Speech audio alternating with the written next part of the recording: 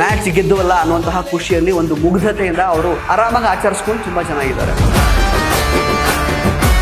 Pregnant unfit ಅನ್ನಿಸಿಕೊಂಡಿದ್ದಂತಹ captain Rohit Sharma ಅವರು already 9 ಮಂತ್ಸಲ್ಲಿ ಅವರು 2 ಟ್ರೋಫಿಗಳನ್ನು ಡೆಲಿವರ್ ಮಾಡಿಕೊಟ್ಟಿದ್ದಾರೆ. ಕೇವಲ ಒಂದೇ ರನ್ಗೆ LBW ಬಲೆಗೆ ಬಿದ್ದು ಔಟ್ ಹಾಕೋದು. ನೋಡಿದ ಕೊನೆ ಮ್ಯಾಚಲ್ಲಿ ಆಡಲೇ ಇಲ್ಲ, ಅವನ ಸ್ವಾರ್ಥಕ್ಕೋಸ್ಕರ ಆಡ್ತಾನೆ. ನಮ್ಮ ರೋಹಿತ್ ಶರ್ಮಾ ನೋಡಿ, ಯಾವಾಗ ಬೇಕೋ ಅವಾಗ ಆಡೇ ಆಡ್ತಾರೆ, ಅದು ಕ್ಯಾಪ್ಟನ್ಸ್. 34 ರನ್ಗಳನ್ನು ಗಳಿಸಿ ತಂಡವನ್ನು ಗೆಲುವಿನ ದಡ ದಾಟಿಸಿದ್ರು. ಈ ಒಂದು ಚಾಂಪಿಯನ್ಸ್ ಟ್ರೋಫಿಯ ನಿಜವಾದ ಪ್ಲೇಯರ್ ಆಫ್ ದ ಟೂರ್ನಮೆಂಟ್ ಅಂತಾನೆ ಹೇಳಬೇಕು. ಎಂತಹ ಕ್ಲಾಸ್ ಆಟಗಾರ ಅಂತ ಮತ್ತೊಂದ್ಸಲ ಕ್ರಿಕೆಟ್ ಜಗತ್ತಿಗೆ ಸಾಬೀತುಪಡಿಸಿದ್ದಾರೆ. ರಾಹುಲ್ ಅಂದರೆ ಸಾಕು, ಅದೇನೋ ಸೆಲೆಕ್ಷನ್ ಕಮಿಟಿಯವರಿಗೆ ಮತ್ತು ಫ್ಯಾನ್ಸ್ ಇಬ್ಬರಿಗೂ ಕೂಡ ಒಂಥರ ಅಸಡ್ಡೆ. ಒಂದು ಮ್ಯಾಚ್ ಅಕಸ್ಮಾತ್ ಆಡಿಲ್ಲ ಅಂತಂದರೆ ಮುಗಿದೋಯ್ತು, ನೆಕ್ಸ್ಟ್ ಮ್ಯಾಚ್ ರಾಹುಲ್ ಬೇಡವೇ ಬೇಡ ಅಂತ. ಸ್ವಲ್ಪ ಮರ್ಯಾದೆ ಕೊಟ್ಟರೆ ಕೊಹ್ಲಿ ಮತ್ತು ರೋಹಿತ್ ಶರ್ಮಾ ತರಹ ಇನ್ನೊಬ್ಬ ಸ್ಟಾರ್ ಆಟಗಾರ ರಾಹುಲ್ ಆಗೋದ್ರಲ್ಲಿ ಅನುಮಾನನೇ ಇಲ್ಲ. ನಮಸ್ಕಾರ ಸ್ನೇಹಿತರೆ, ನ್ಯಾಷನಲ್ ಟಿವಿಯ ವಿಶೇಷ ಕ್ರಿಕೆಟ್ ಸೆಗ್ಮೆಂಟ್ಗೆ ಸ್ವಾಗತ. ನಾನು ಸುಜಯ್ ರಾಜ್. ಸ್ನೇಹಿತರೆ, ನ್ಯೂಜಿಲೆಂಡ್ ವಿರುದ್ಧ ರೋಚಕ ಜಯ ಸಾಧಿಸುವ ಮೂಲಕ ಟೀಮ್ ಇಂಡಿಯಾ 2025ರ ಚಾಂಪಿಯನ್ಸ್ ಟ್ರೋಫಿಯನ್ನ ತನ್ನದಾಗಿಸಿಕೊಂಡಿದೆ. ಇಡೀ ಸೀಸನ್ನಲ್ಲಿ ಒಂದೇ ಒಂದ್ಸಲ ಟಾಸ್ ಗೆಲ್ಲದೆ ಇದ್ರೂ ಕೂಡ ಇರೋ ಒಂದು ಕಪ್ಪನ್ನು ಗೆಲ್ಲೋದ್ರಲ್ಲಿ ಇರುವಂತಹ ಮಜಾನೇ ಬೇರೆ ಇತ್ತು ಅಲ್ವಾ? ಸೊ ಈ ಒಂದು ಗೆಲುವಿನ ಮೂಲಕ ಭಾರತ 2002 ಮತ್ತು 2013ರ ನಂತರ 3ನೇ ಬಾರಿಗೆ ಚಾಂಪಿಯನ್ಸ್ ಟ್ರೋಫಿ ಗೆದ್ದಂತಾಗಿದೆ. ಕೋಟ್ಯಂತರ ಕ್ರಿಕೆಟ್ ಪ್ರೇಮಿಗಳ ಪ್ರಾರ್ಥನೆ ಫಲಿಸಿದೆ. ಪ್ರೆಗ್ನೆಂಟು ಅನ್ಫಿಟ್ಟು ಅನ್ನಿಸಿಕೊಂಡಿದ್ದಂತಹ ಕ್ಯಾಪ್ಟನ್ ರೋಹಿತ್ ಶರ್ಮಾ ಅವರು 9 ತಿಂಗಳ ಅವಧಿಯಲ್ಲಿ 2 ICC ಟ್ರೋಫಿಯನ್ನ ಭಾರತಕ್ಕೆ ಡೆಲಿವರಿ ಮಾಡಿಕೊಟ್ಟು ಹೇಟರ್ಸ್ಗಳ ಬಾಯಿ ಮುಚ್ಚಿಸೋ ಕೆಲಸ ಕೂಡ ಆಗಿದೆ. ಇನ್ನು ನಿನ್ನೆ ವಿಚಾರಕ್ಕೆ ಬರೋದಾದ್ರೆ, ಟಾಸ್ ಗೆದ್ದು ಮೊದಲು ಬ್ಯಾಟಿಂಗ್ ಮಾಡಿದ ನ್ಯೂಜಿಲೆಂಡ್ನವರಿಗೆ ಭಾರತದ ಸ್ಪಿನ್ ದಾಳಿಯನ್ನು ಫೇಸ್ ಮಾಡೋದು ಸಿಕ್ಕಾಪಟ್ಟೆ ಕಷ್ಟ ಆಯಿತು. ಆದರೂ ಡೆರಿಲ್ ಮಿಚೆಲ್ ಮತ್ತು ಮೈಕಲ್ ಬ್ರೇಸ್ವೆಲ್ ಅರ್ಧ ಶತಕಗಳ ನೆರವಿನಿಂದ 50 ಓವರ್ಗಳಲ್ಲಿ 7 ವಿಕೆಟ್ ನಷ್ಟಕ್ಕೆ 251 ರನ್ಗಳನ್ನು ನ್ಯೂಜಿಲೆಂಡ್ನವರು ಹೊಡೆದ್ರು. ಈ ಇಬ್ಬರನ್ನ ಹೊರತುಪಡಿಸಿದ್ರೆ ಬೇರೆ ಯಾವ ಬ್ಯಾಟ್ಸ್ಮನ್ಗಳು ಕೂಡ ಹೆಚ್ಚು ಹೊತ್ತು ಕ್ರೀಸ್ನಲ್ಲಿ ನಿಲ್ಲೋಕೆ ಆಗಲಿಲ್ಲ. ಅಷ್ಟು ಸ್ಟ್ರಾಂಗ್ ಇತ್ತು ನಮ್ಮ ಬೌಲಿಂಗು. ಬಟ್ ಶಮಿ ಮಾತ್ರ ಸ್ವಲ್ಪ ದುಬಾರಿ ಆದರು. ಇನ್ನು ನಂತರ 252 ರನ್ಗಳ ಟಾರ್ಗೆಟ್ ಅನ್ನು ಚೇಸ್ ಮಾಡೋದಕ್ಕೆ ಶುರು ಮಾಡಿದ ಭಾರತ 49 ಓವರ್ಗಳಲ್ಲಿ 6 ವಿಕೆಟ್ ಅನ್ನು ಕಳ್ಕೊಂಡು ಚಾಂಪಿಯನ್ ಆಯಿತು. ನಿರ್ಣಾಯಕ ಪಂದ್ಯಗಳಲ್ಲಿ ಯಾವತ್ತೂ ಕೈ ಬಿಡದ ಹಿಟ್ ಮ್ಯಾನ್ ರೋಹಿತ್ ಶರ್ಮಾ ಅವರು 83 ಬಾಲ್ಗೆ 76 ರನ್ಸ್ ಅನ್ನ ಹೊಡೆದ್ರು. 7 4 ಮತ್ತೆ 3 6 ಇದರಲ್ಲಿತ್ತು. ಇನ್ನು ಶುಭ್ಮನ್ ಗಿಲ್ ಮತ್ತು ರೋಹಿತ್ ಶರ್ಮಾ ಇಬ್ಬರೂ ಸೇರಿಕೊಂಡು ಮೊದಲನೇ ವಿಕೆಟ್ಗೆ 105 ರನ್ಗಳ ಜೊತೆಯಾಟ ಕೊಟ್ಟು ಅದ್ಭುತ ಓಪನಿಂಗ್ ಕೊಡದೇ ಇರ್ತಿದ್ದಿದ್ರೆ ಎಲ್ಲ ಪ್ರೆಷರ್ ಬೇರೆ ಬ್ಯಾಟ್ಸ್ಮನ್ಗಳ ಮೇಲೆ ಬಿದ್ದಿರೋದು, ಗೆಲ್ಲೋದು ಸ್ವಲ್ಪ ಕಷ್ಟ ಆಗಿರೋದು. ಇನ್ನು ಶುಭ್ಮನ್ ಗಿಲ್ 50 ಎಸೆತಗಳಲ್ಲಿ 1 6 ಸಹಿತ 31 ರನ್ಗಳನ್ನು ಗಳಿಸಿ ವಿಕೆಟ್ ಅನ್ನು ಒಪ್ಪಿಸಿದ್ರು. ನಂತರ ಬಂದಂತಹ ಕೊಹ್ಲಿ ಕೇವಲ ಒಂದೇ ರನ್ಗೆ LBW ಬಲೆಗೆ ಬಿದ್ದು ಔಟ್ ಆಗೋದ್ರು. ನಂತರ 16 ರನ್ಗಳ ಅಂತರದಲ್ಲಿ ರೋಹಿತ್ ಕೂಡ ಔಟ್ ಆದ್ರು. ಅಲ್ಲಿಗೆ ಕೊನೆ ಮ್ಯಾಚಲ್ಲಿ ತುಂಬಾ ಸಲ ಇವರು ಬಾಯಿಗೆ ಬರೆಸ್ತಾನೆ ಇರ್ತಾರೆ ಅನ್ನೋದು ಕನ್ಫರ್ಮ್ ಆಗಿಬಿಟ್ಟಿತ್ತು. ಆಮೇಲೆ 4th ವಿಕೆಟ್ಗೆ ಶ್ರೇಯಸ್ ಅಯ್ಯರ್ ಮತ್ತು ಅಕ್ಷರ್ ಪಟೇಲ್ ಪಾರ್ಟ್ನರ್ಶಿಪ್ಪಲ್ಲಿ 61 ರನ್ ಬಂದಿದ್ರಿಂದ ಮ್ಯಾಚ್ ಗೆಲ್ಲಬಹುದು ಅನ್ನುವಂತಹ ಕಾನ್ಫಿಡೆನ್ಸ್ ಮತ್ತೊಂದ್ಸಲ ಬಂತು. ಆದರೆ ಕೆಲವೇ ರನ್ಗಳ ಅಂತರದಲ್ಲಿ ಇವರಿಬ್ಬರು ಔಟ್ ಆದರು. ಶ್ರೇಯಸ್ ಅಯ್ಯರ್ ಆ್ಯಕ್ಚುಲಿ 62 ಎಸೆತಗಳಲ್ಲಿ ತಲಾ 2 ಬೌಂಡ್ರಿ ಮತ್ತು ಸಿಕ್ಸರ್ ಸಹಿತ 48 ರನ್ ಹೊಡೆದಿದ್ರು. ಅಕ್ಷರ್ ಪಟೇಲ್ 40 ಎಸೆತಗಳಲ್ಲಿ ತಲಾ 1 ಬೌಂಡ್ರಿ ಮತ್ತು ಸಿಕ್ಸರ್ ಸಹಿತ 29 ರನ್ನನ್ನು ಗಳಿಸಿದ್ರು. ನಂತರ ಬಂದಂತಹ ಕನ್ನಡಿಗ KL ರಾಹುಲ್ 33 ಎಸೆತಗಳಲ್ಲಿ ತಲಾ 1 ಬೌಂಡ್ರಿ ಮತ್ತು ಸಿಕ್ಸರ್ ಸಹಿತ ಅಜೇಯ 34 ರನ್ಗಳನ್ನು ಗಳಿಸಿ ತಂಡವನ್ನ ಗೆಲುವಿನ ದಡ ದಾಟಿಸಿದ್ರು. ಹಾರ್ದಿಕ್ ಪಾಂಡ್ಯ 18 ರನ್ ಹೊಡೆದ್ರೆ ಜಡೇಜಾ 9 ರನ್ ಹೊಡೆದು ವಿನ್ ಮಾಡಿಸಿದ್ರು. ಇನ್ನು ಸ್ನೇಹಿತರೆ, ಈಗ ನಾನು ಮೇನ್ ವಿಷಯಕ್ಕೆ ಬರ್ತೀನಿ. ಈ ಚಾಂಪಿಯನ್ಸ್ ಟ್ರೋಫಿಯನ್ನು ಗೆದ್ದಾಯಿತು. ಆದರೆ ಈ ಒಂದು ಚಾಂಪಿಯನ್ಸ್ ಟ್ರೋಫಿ ಟೂರ್ನಮೆಂಟ್ ಮೂಲಕ KL ರಾಹುಲ್ ಎಂತಹ ಕ್ಲಾಸ್ ಆಟಗಾರ ಅಂತ ಮತ್ತೊಂದ್ಸಲ ಕ್ರಿಕೆಟ್ ಜಗತ್ತಿಗೆ ಸಾಬೀತುಪಡಿಸಿದ್ದಾರೆ.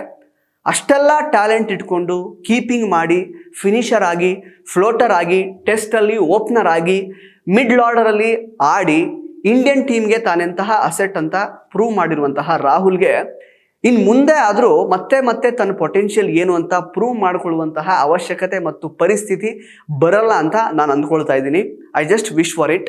ಇನ್ಫ್ಯಾಕ್ಟ್ ಶುಭ್ಮನ್ ಗಿಲ್ ಸೇರಿದಂತೆ ಭಾರತದ ಇತರೆ ಆಟಗಾರರಿಗೆ ಕೊಟ್ಟಷ್ಟು ಕುಶನ್, ಸಪೋರ್ಟು, ಬ್ಯಾಕಪ್ಪು ಆಯ್ಕೆ ಮಂಡಳಿ ಮತ್ತು ಕ್ರಿಕೆಟ್ ಅಭಿಮಾನಿಗಳು ಕೊಡಲೇ ಇಲ್ಲ ಅಂತ ನನಗೆ ಎಷ್ಟೊಂದು ಸಲ ಅನಿಸಿದೆ. ರಾಹುಲ್ ಅಂದರೆ ಸಾಕು, ಅದೇನೋ ಸೆಲೆಕ್ಷನ್ ಕಮಿಟಿಯವರಿಗೆ ಮತ್ತು ಫ್ಯಾನ್ಸ್ ಇಬ್ಬರಿಗೂ ಕೂಡ ಒಂಥರ ಅಸಡ್ಡೆ, ಒಂಥರ ತಾತ್ಸಾರ. ಒಂದು ಮ್ಯಾಚ್ ಅಕಸ್ಮಾತ್ ಆಡಿಲ್ಲ ಅಂತಂದರೆ ಮುಗಿದೋಯ್ತು, ನೆಕ್ಸ್ಟ್ ಮ್ಯಾಚ್ ರಾಹುಲ್ ಬೇಡವೇ ಬೇಡ ಅಂತ ಇನ್ವಾಲಂಟ್ರಿ ಆಗಿ ತಲೆಗೆ ಬಂದ್ಬಿಡುತ್ತೆ, ನಮಗೂ ಕೂಡ ಹಾಗೇನೆ ಸೆಲೆಕ್ಷನ್ ಕಮಿಟಿಯವ್ರಿಗೂ ಕೂಡ. ಆದರೆ ಅದೇ ಉತ್ತರದ ಆಟಗಾರರು ಅಂದರೆ ನಾರ್ತ್ ಇಂಡಿಯನ್ಸ್ ಬಗ್ಗೆ ಈ ರೀತಿ ತಾತ್ಸಾರ ಭಾವನೆ ಕಾಣೋದೇ ಇಲ್ಲ. ರಾಹುಲ್ ಅಂದ ತಕ್ಷಣ ಅದು ಯಾಕೆ ಟೇಕನ್ ಫಾರ್ ಗ್ರಾಂಟೆಡ್ ಥರ ಆ್ಯಟಿಟ್ಯೂಡ್ ಬಂದ್ಬಿಟ್ಟಿದೆಯೋ ಗೊತ್ತಿಲ್ಲ. ಆದರೆ ಈ ಚಾಂಪಿಯನ್ಸ್ ಟ್ರೋಫಿಯಲ್ಲಿ ಕಷ್ಟದ ಪರಿಸ್ಥಿತಿಯಲ್ಲಿ 6ನೇ ಕ್ರಮಾಂಕದಲ್ಲಿ ಬಂದು ಅದ್ಭುತವಾಗಿ ಆಡಿದಷ್ಟೇ ಅಲ್ಲದೆ ಕೀಪಿಂಗ್ನಲ್ಲಿ ಮಿಂಚಿದ್ದಾರೆ, DRSಗಳಲ್ಲೂ ಕೂಡ ಸ್ಪಾಟ್ ಆನ್ ಆಗಿದ್ರು. ರಾಹುಲ್ ಆ್ಯಕ್ಚುಲಿ ಈ ಒಂದು ಚಾಂಪಿಯನ್ಸ್ ಟ್ರೋಫಿಯ ನಿಜವಾದ ಪ್ಲೇಯರ್ ಆಫ್ ದ ಟೂರ್ನಮೆಂಟ್ ಅಂತಲೇ ಹೇಳಬೇಕು ಇಂಡಿಯನ್ ಟೀಮ್ಗೆ. ಅಟ್ಲೀಸ್ಟ್ ಇನ್ನಾದರೂ 2023ರ ICC ವರ್ಲ್ಡ್ ಕಪ್ ಫೈನಲ್ ರಿಸಲ್ಟ್ಗೆ KL ರಾಹುಲ್ ಹೊಣೆ ಅನ್ನೋ ಥರ ಅವರನ್ನು ಟ್ರೀಟ್ ಮಾಡ್ದೇನೆ ಸ್ವಲ್ಪ ಮರ್ಯಾದೆ ಕೊಟ್ಟರೆ ಕೊಹ್ಲಿ ಮತ್ತು ರೋಹಿತ್ ಶರ್ಮಾ ತರಹ ಇನ್ನೊಬ್ಬ ಸ್ಟಾರ್ ಆಟಗಾರ ರಾಹುಲ್ ಆಗೋದ್ರಲ್ಲಿ ಅನುಮಾನನೇ ಇಲ್ಲ.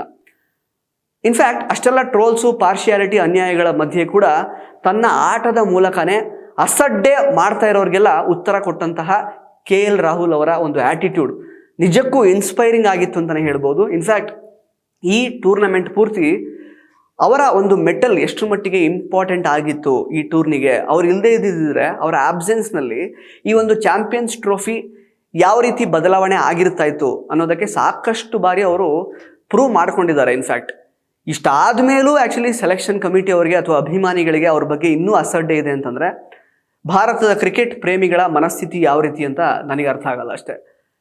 ಸೊ ತುಂಬ ಚೆನ್ನಾಗಿ ತಮ್ಮ ಪೊಟೆನ್ಷಿಯಲನ್ನು ಬಾರಿಗೂ ಅವರು ಮಾಡಿಕೊಂಡು ಪ್ರೂವ್ ಮಾಡ್ಕೊಳ್ತಾನೆ ಬರ್ತಾ ಇದ್ದಾರೆ.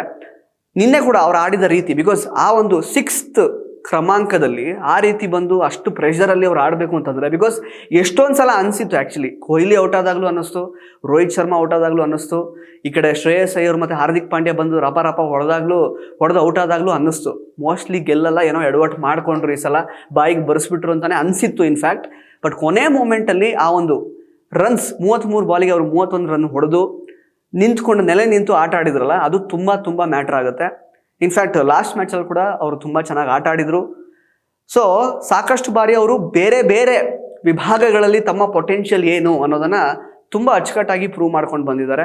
ಇನ್ನು ಮುಂದೆ ಆದರೂ KL ರಾಹುಲ್ ಅವರಿಗೆ ಕನ್ನಡಿಗ ಅಥವಾ ಸೌತ್ ಇಂಡಿಯನ್ ಅನ್ನುವಂತಹ ಒಂದು ಧೋರಣೆಯನ್ನು ತೋರಿಸ್ತೇನೆ, ತಾತ್ಸಾರ ಮನೋಭಾವವನ್ನು ಅವ್ರ ಮುಂದೆ ಪ್ರದರ್ಶಿಸೋದೇನೆ ಸೆಲೆಕ್ಷನ್ ಕಮಿಟಿಯವರು ಒಬ್ಬ ಒಳ್ಳೆ ಆಟಗಾರ, ಒಬ್ಬ ಒಳ್ಳೆ ಟ್ಯಾಲೆಂಟೆಡ್ ಬ್ಯಾಟ್ಸ್ಮನ್ ಅಂತ ಅವರಿಗೆ ಕೊಡಬೇಕಾಗಿರುವಂತಹ ಮರ್ಯಾದೆಯನ್ನು ಕೊಟ್ಟರೆ ನಿಜಕ್ಕೂ ಅವರು ಸ್ಟಾರ್ ಆಗೋದ್ರಲ್ಲಿ ಅನುಮಾನನೇ ಇಲ್ಲ ಸ್ನೇಹಿತರೆ. ಇನ್ನು ಇದನ್ನೆಲ್ಲ ಹೊರತುಪಡಿಸಿದ್ರೆ ರೋಹಿತ್ ಶರ್ಮಾ ಬಗ್ಗೆ ಅದು ಅನ್ಫಿಟ್ಟು, ಅದು ಇದು, ಹೊಟ್ಟೆ ನೋಡಿ ಪ್ರೆಗ್ನೆಂಟು ಅಂತೆಲ್ಲ ಕಮೆಂಟ್ ಮಾಡೋದವ್ರಿಗೆ ಸರಿಯಾಗಿ ಉತ್ತರ ಕೊಟ್ಟಿದ್ದಾರೆ. ಜೊತೆಗೆ ಇದೇ ಲಾಸ್ಟ್ ಟೂರ್ನಮೆಂಟ್ ಆಗಿರುತ್ತೆ, ಇನ್ನು ಅವರು ನಿವೃತ್ತಿಯನ್ನು ಹೊಂದುತ್ತಾರೆ ಅಂತ ಸಾಕಷ್ಟು ಜನ ರೂಮರ್ಸ್ಗಳನ್ನು ಹಬ್ಸಿದ್ರು. ಜೊತೆಗೆ ಅವರವರೇ ಸ್ವಇಚ್ಛೆಯಿಂದ ಅಂದ್ಕೊಂಡಿದ್ರು ಇನ್ನು ಮುಗೀತಿನ್ನು ರೋಹಿತ್ ಶರ್ಮಾ ಕಾಲ ಅಂತ. ಬಟ್ ಆಲ್ರೆಡಿ 9 ಮಂತ್ಸಲ್ಲಿ ಅವರು 2 ಟ್ರೋಫಿಗಳನ್ನು ಡೆಲಿವರ್ ಮಾಡಿಕೊಟ್ಟಿದ್ದಾರೆ ಇಂಡಿಯಾಗೆ.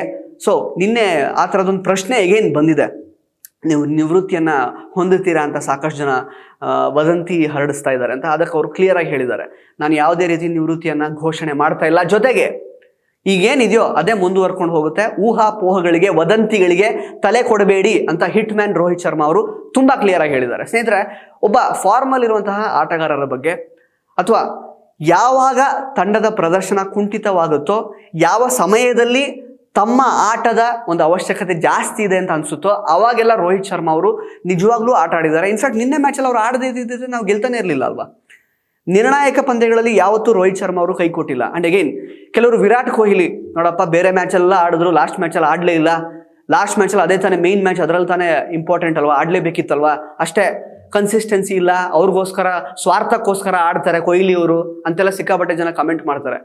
ಈ ಕೀಬೋರ್ಡ್ ವಾರಿಯರ್ಸ್ ಇದಾರಲ್ಲ, ಅವ್ರಿಗೆ ಅದೇ ಕೆಲಸ. ಫಸ್ಟ್ ಆಫ್ ಆಲ್ ಅಲ್ಲಿ ಗ್ರೌಂಡಲ್ಲಿ ಇಂಟರ್ನ್ಯಾಷನಲ್ ಒಂದು ಟೂರ್ನಮೆಂಟ್ ಇದು. ಫಸ್ಟ್ ಆಫ್ ಆಲ್ ಯಾರೋ ಇದು ಗಲ್ಲಿ ಕ್ರಿಕೆಟ್ ಅಲ್ವಾ, ಅಲ್ಲಿ ಅವ್ರ ಜೊತೆಗೆಲ್ಲ ಫೇಸ್ ಮಾಡಿ ಆಟ ಆಡ್ತಾ ಇದ್ದಾರೆ ಅಂತ ಹೇಳುವಾಗ ಪ್ರೆಷರ್ ಯಾವ ಮಟ್ಟಿಗಿರುತ್ತೆ. ಜೊತೆಗೆ ಒಂದ್ಸಲ ಪ್ರೂವ್ ಮಾಡ್ಕೊಂಡು ಒಳ್ಳೆ ಬ್ಯಾಟ್ಸ್ಮನ್ನು ಅಥವಾ ಕನ್ಸಿಸ್ಟೆಂಟ್ ಪ್ಲೇಯರ್ ಅಂತ ಪ್ರೂವ್ ಮಾಡ್ಕೊಂಡ್ಮೇಲೆ ಅವ್ರ ಮೇಲೆ ಎಷ್ಟು ಪ್ರೆಷರ್ ಇರುತ್ತೆ. ಜೊತೆಗೆ ಆಟದ ಒಂದು ವೈಖರಿ, ಬಾಲ್ ತಿರುಗ್ತಾ ಇರೋ ರೀತಿ, ಅದನ್ನೆಲ್ಲ ಗಮನದಲ್ಲಿ ಇಟ್ಕೊಂಡು ನೋಡುವಾಗ ಕೊಹ್ಲಿ ಅವರ ಕಾಂಟ್ರಿಬ್ಯೂಷನ್ ಸಿಕ್ಕಾಪಟ್ಟೆ ಇದೆ ಈ ಟೂರ್ನಮೆಂಟಲ್ಲಿ, ಅದನ್ನು ಒಪ್ಕೊಳ್ಳೇಬೇಕಾಗುತ್ತಿಲ್ಲ. ಎಲ್ಲೋ ಈ ಅರೆಬೆಂದ ಮಡಕೆಗಳು ಅಥವಾ ಅರೆಬೆಂದ ಕೆಲವೊಂದಷ್ಟು ಮನುಷ್ಯರು ಮಾತ್ರ ನೋಡಿದ ಕೊನೆ ಮ್ಯಾಚಲ್ಲಿ ಆಡಲೇ ಇಲ್ಲ, ಅವ್ನ ಸ್ವಾರ್ಥಕ್ಕೋಸ್ಕರ ಆಡ್ತಾನೆ, ಬರೀ ಕೇವಲ ಅವ್ನ ರನ್ಸ್ನ ಜಾಸ್ತಿ ಮಾಡ್ಕೊಳ್ಳೋಕ್ಕೋಸ್ಕರ ಆಡ್ತಾನೆ. ನಮ್ಮ ರೋಹಿತ್ ಶರ್ಮಾ ನೋಡಿ, ಯಾವಾಗ ಬೇಕೋ ಅವಾಗ ಆಡ್ತಾರೆ, ಅದು ಕ್ಯಾಪ್ಟನ್ಸ್ ಗೇಮ್ ಅಂತಂದ್ರೆ ಹಂಗೆ ಹಿಂಗೆ ಅಂತೆಲ್ಲ ಕಂಪ್ಯಾರಿಸನ್ ಶುರು ಮಾಡ್ತಾರೆ. ಅಲ್ಲಿ ನೋಡಿದ್ರೆ ಗ್ರೌಂಡಲ್ಲಿ ರೋಹಿತ್ ಶರ್ಮಾ ಮತ್ತು ಕೊಹ್ಲಿ ಆ್ಯಕ್ಚುಲಿ ಅವರು ಮ್ಯಾಚ್ ಗೆದ್ದುವಲ್ಲ ಅನ್ನುವಂತಹ ಖುಷಿಯಲ್ಲಿ ಒಂದು ಮುಗ್ಧತೆಯಿಂದ ಅವರು ಆರಾಮಾಗಿ ಆಚರಿಸ್ಕೊಂಡು ತುಂಬ ಚೆನ್ನಾಗಿದ್ದಾರೆ. ಸೊ ಅವರ ಫ್ಯಾನ್ಸ್ಗಳು ಅಂತ ಅನ್ಸ್ಕೊಂಡಿರೋರು ಹೊರಗಡೆ ಇಲ್ಲಿ ಕೀಬೋರ್ಡಲ್ಲಿ ಕಚ್ಚಾಡ್ತಾ ಇರ್ತಾರೆ. ಸೊ ಪ್ರತಿಯೊಬ್ಬ ಆಟಗಾರನ ಕಾಂಟ್ರಿಬ್ಯೂಷನ್ ಕೂಡ ಬಹಳ ಇಂಪಾರ್ಟೆಂಟ್ ಆಗುತ್ತೆ. ಕ್ರಿಕೆಟ್ ಅಂದ್ರೆ 11 ಜನ ಆಡ್ತಾ ಇರೋದಲ್ವಾ, ಜೊತೆಗೆ ಸಪೋರ್ಟರ್ಸ್ ಕೂಡ ಇರ್ತಾರೆ. ಟೋಟಲ್ 15 ಜನ ಟೀಮ್ ಇರ್ತಾರೆ, ಶಫಲ್ ಆಗ್ತಿರ್ತಾರೆ ಕೆಲವೊಂದಷ್ಟು ಜನ. ಸೊ ಎಲ್ಲರೂ ಆಡಿದ್ರಿಂದನೇ ಇವತ್ತು ಚಾಂಪಿಯನ್ಸ್ ಟ್ರೋಫಿಯನ್ನು ವಿನ್ ಆಗಿರುವಂಥದ್ದು ನಾವು. ಸೊ ಇಡೀ ಭಾರತದಲ್ಲಿರುವಂತಹ ಕೋಟ್ಯಾಂತರ ಕ್ರಿಕೆಟ್ ಅಭಿಮಾನಿಗಳಿಗೆ ಹರ್ಷ ಪಡುವಂತಹ ಒಂದು ಸಂದರ್ಭವನ್ನು ನಮ್ಮ ಕ್ರಿಕೆಟಿಗರು ಸೃಷ್ಟಿ ಮಾಡಿಕೊಟ್ಟಿದ್ದಾರೆ. ಸೊ ನಾವು ಗೆದ್ದಾಗ ಕೂಡ ಅವರಿಗೆ ಸಪೋರ್ಟ್ ಮಾಡ್ತಾನೆ ಬರ್ತಾ ಇದ್ದೀವಿ, ಸೋತಾಗಲೂ ಕೂಡ ಸಪೋರ್ಟ್ ಮಾಡಲೇಬೇಕಾಗಿರುತ್ತೆ. ಅಥವಾ ಯಾರೋ ಒಬ್ಬ ಫಾರ್ಮಲ್ ಇಲ್ಲ ಅಂದ ತಕ್ಷಣ ಅಥವಾ ಎಲ್ಲೋ ಒಂದು ಕಡೆ ಅವರು ಎಡವಿದ್ರು ಅಂದ ತಕ್ಷಣ ಅವರನ್ನು ನಾವು ಕೆಳಗೆ ದೂಡೋದಕ್ಕಾಗಲ್ಲ. ಇಷ್ಟು ಹೇಳ್ತಾ ಸ್ನೇಹಿತರೆ, ನಾನು ಈ ಒಂದು ಕ್ರಿಕೆಟ್ ಅಪ್ಡೇಟ್ನ ಮುಗಿಸ್ತಾ ಇದ್ದೀನಿ. ನಿಮಗೆ ನಿನ್ನೆ ಮ್ಯಾಚ್ ಬಗ್ಗೆ ಏನಾದರೂ ಹಂಚ್ಕೊಳ್ಳೋಕ್ಕಿದ್ರೆ ದಯವಿಟ್ಟು ಕಮೆಂಟ್ ಬಾಕ್ಸಲ್ಲಿ ಕಮೆಂಟ್ ಮಾಡಿ ತಿಳಿಸಿ. ಹಾಗೆಯೇ ನಮ್ಮ ಕನ್ನಡಿಗ KL ರಾಹುಲ್ ಅವ್ರ ಬಗ್ಗೆ, ಜೊತೆಗೆ ಕೊಹ್ಲಿ ಅವ್ರ ಬಗ್ಗೆ, ರೋಹಿತ್ ಶರ್ಮಾ ಅವ್ರ ಬಗ್ಗೆ, ನಿನ್ನೆ ಓವರಾಲ್ ಆಟದ ಬಗ್ಗೆ ಏನು ಅನಿಸ್ತು, ಸ್ಪಿನ್ನರ್ ಸಖತ್ತಾಗಿ ಬೋಲ್ ಮಾಡಿದ್ರು ನಿನ್ನೆ, ಅದೆಲ್ಲದ್ರ ಬಗ್ಗೆ ಕಮೆಂಟ್ ಮಾಡಿ ತಿಳಿಸಿ. ಧನ್ಯವಾದ.